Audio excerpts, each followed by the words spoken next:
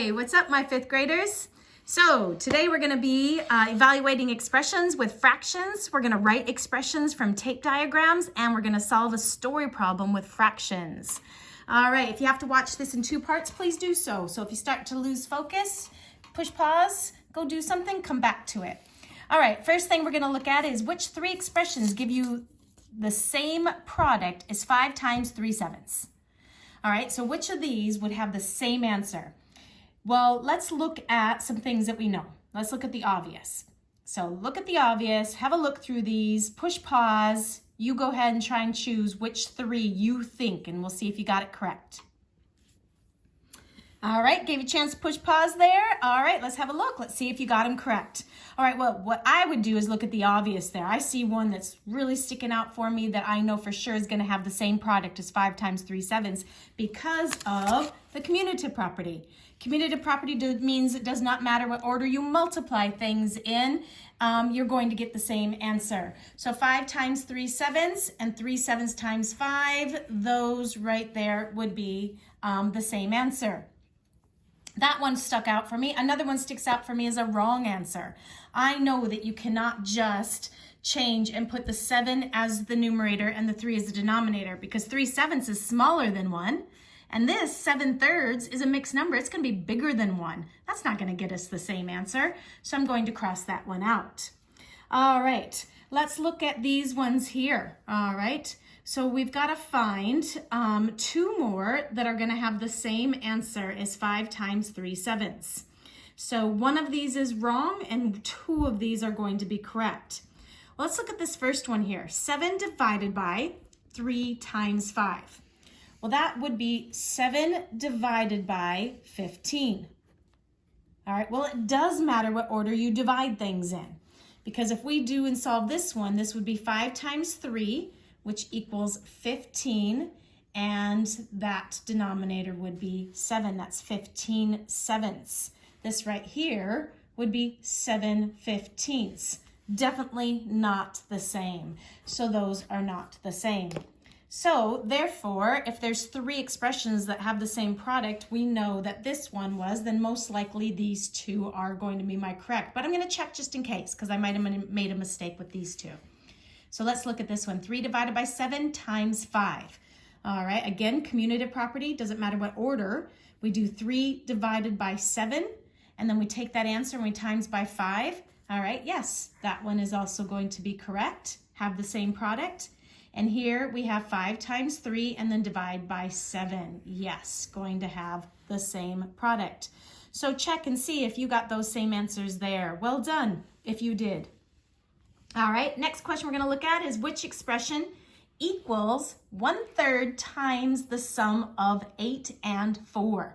All right, go ahead and push pause and choose which one of those you think is the same. Okay, let's see if you're correct. All right, so I'm going to look here and I'm going to think about what this means. 1/3 times the sum of 8 and 4. I know the word sum means addition. And I know I need to do those first. So I know that I'm going to have an 8 and a 4, and I'm going to have those parentheses around the 8 and the 4 because I want to tell my people that those need to be done first. And then I'm going to multiply by 1/3. So let's see which one of those. This one right here is 1/3 times 8 plus 4. No, we want to add the 8 and the 4 first. So therefore, definitely not going to be the expression. So let's look at this one. 1/3 times 8. All right. And then I'm going to add 4. All right. 1/3 times just 8. No, I want 1/3 times the sum of 8 and 4. That one is not going to work. 1/3 plus. All right, let's see, 1/3 times. Now I'm going to be multiplying 1/3 by something. So there, plus right there makes that one incorrect. So let's see if we've done these all correctly. This one is the one that's going to have to work. So let's look at it here. 1/3 times the sum. Here's the sum. Here's where we're adding the 8 and the 4, and we have the parentheses around that. The expression that means the same thing as this is that one right there. So hopefully that's the one you got. If not, go ahead and re-watch this and find out why. All right, well done, everyone. All right, we now are getting to our point of the lesson where we're going to be writing an expression from a tape diagram. All right, so let's have a look at this. We're going to write a numerical expression, and then we're going to evaluate. We're going to evaluate means get an answer, solve, calculate. Those are all words that mean that. All right, so here I have got 15 plus 3. All right, I'm going to need to do those first. When we go to write the expression, we're going to have to put brackets or parentheses around those. And we have 1, 2, 3, 4, 5, 6 boxes.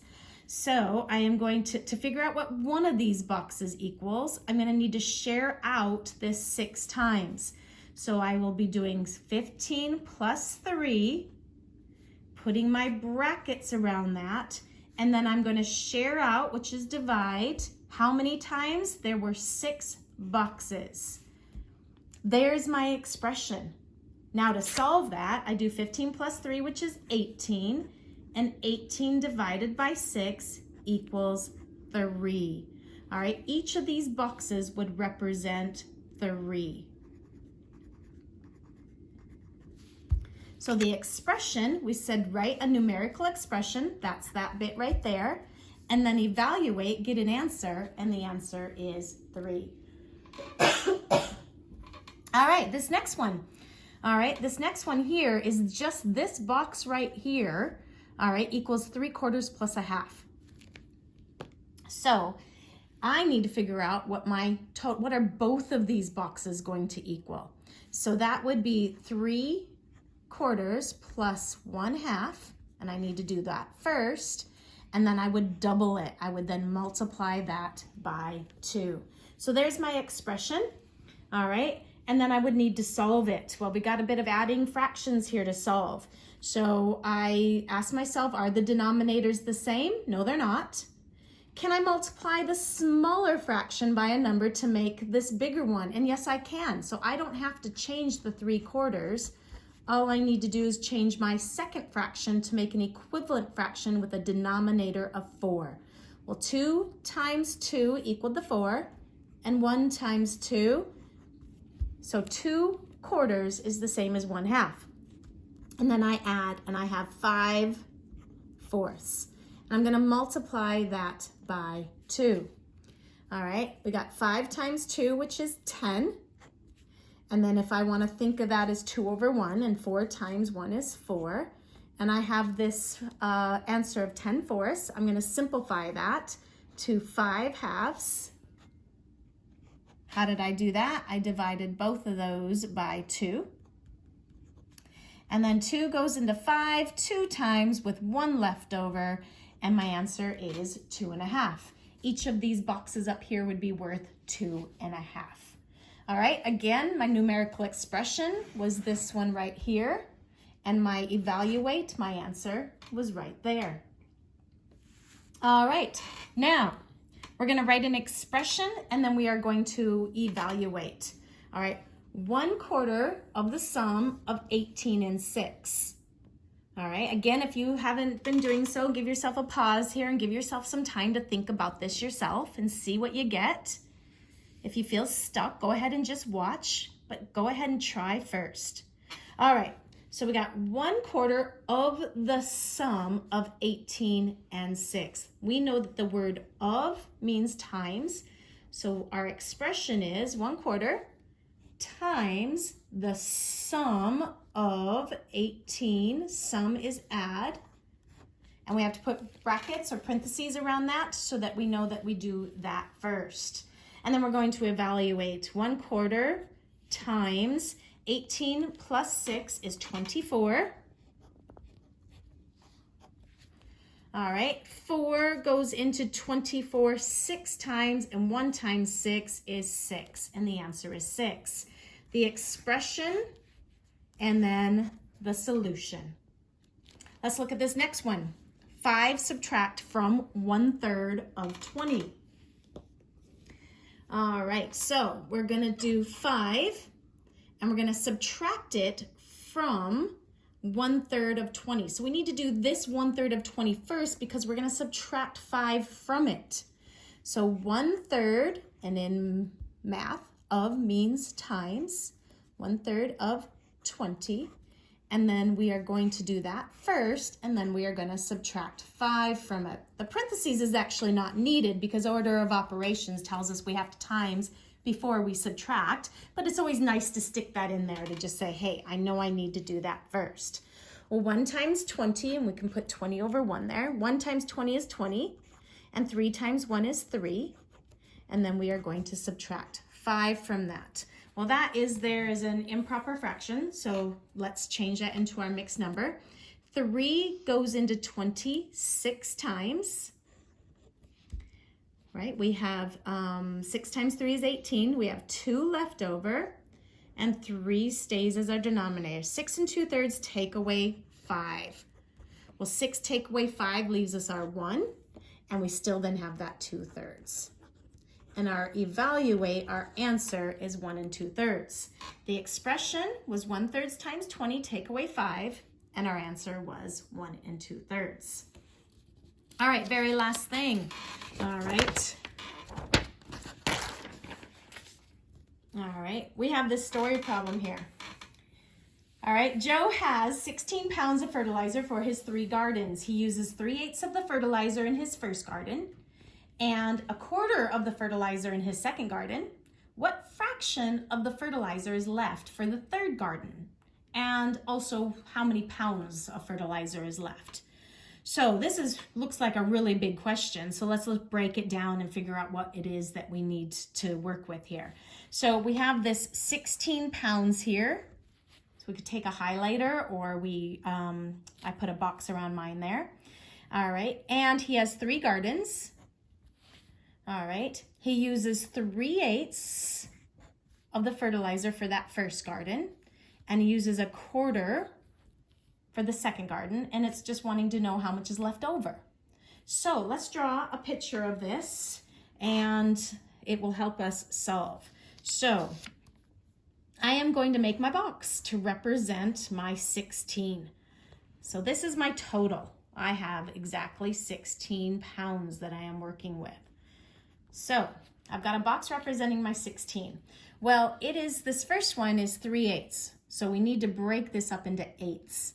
So if I'm gonna break something up into 8s and I want 8 boxes, I draw 7 lines. 1, 2, 3, 4, 5, 6, 7. If I draw 7 lines, that's gonna create my 8 boxes. Let's just double check and make sure. 1, 2, 3, 4, 5, 6, 7, 8.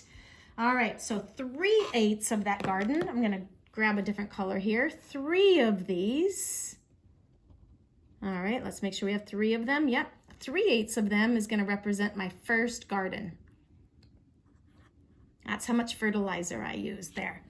All right, my second garden is 1/4. All right, well, I've broken this up into 8s. So I have to find an equivalent fraction of 1/4 that has an 8. All right, so I take my 1/4 there. All right, how can I make that so it has a denominator of 8, since we've got our 8s here? And I can do times 2 to make my 8, and so I've got 2 8s. So 2 of these 8s, all right, represents my second garden.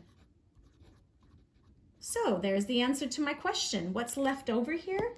I have 1, 2, 3 of the 8s. So let's look at the question and see if we've answered it. What fraction of the fertilizer is left in the third garden? The answer is 3/8. All right, now it says how many pounds of fertilizer is left. All right, so I need to know which each of these boxes represent here. Well, if there's 8 of them and it represents 16, 16 divided by 8 is 2. Each of these boxes would be represented by 2. And 3/8 would be 2, 4, 6. 6 pounds is left for that third garden. All right, how did you do with that problem? All right, one last thing I'm going to leave you with and have you guys think about is this problem right here. It says, using the tape diagram, create a story problem. Your story must include a fraction, and then you must also solve your story problem. Go ahead and push pause. Try not to look at the answer that I had given there. I just realized that was there for you. And try and come up with your own problem there. All right. Okay, what did you come up with? Well, this is what I came up with. All right. Mrs. Ott's daughter, Bailey, watched 60 TikToks. All right, so that's where I got my 60 from. And 3/5 of them had dancing. So I looked at and I saw that the diagram I had to work with had 1, 2, 3, 4, 5. All right, and the question mark is the 3 of those 5. So Mrs. Ott's daughter, Bailey, watched 60 TikToks and 3/5 of them had dancing. How many had dancing? All right, now to solve that problem, all right, we did our 60 divided by how many boxes there were. So 60 divided by 5, which equaled 12. So that means each of these boxes that we were looking at, how many did she watch that had dancing in them? 3 of the 5ths, and 3 times 12 is 36. My daughter watched 36 TikTok videos that had dancing in them. What story problem did you come up with? You probably came up with something a bit different than we did, but if you got the answer of 36, you know that you got it correct. All right, so watch this again, pause it, have a think about these problems, you guys. These are really, really good problems that you should know how to solve and know how to work with. All right, I really am missing you guys. I hope to see you back in the classroom soon, and we'll see you later. Bye.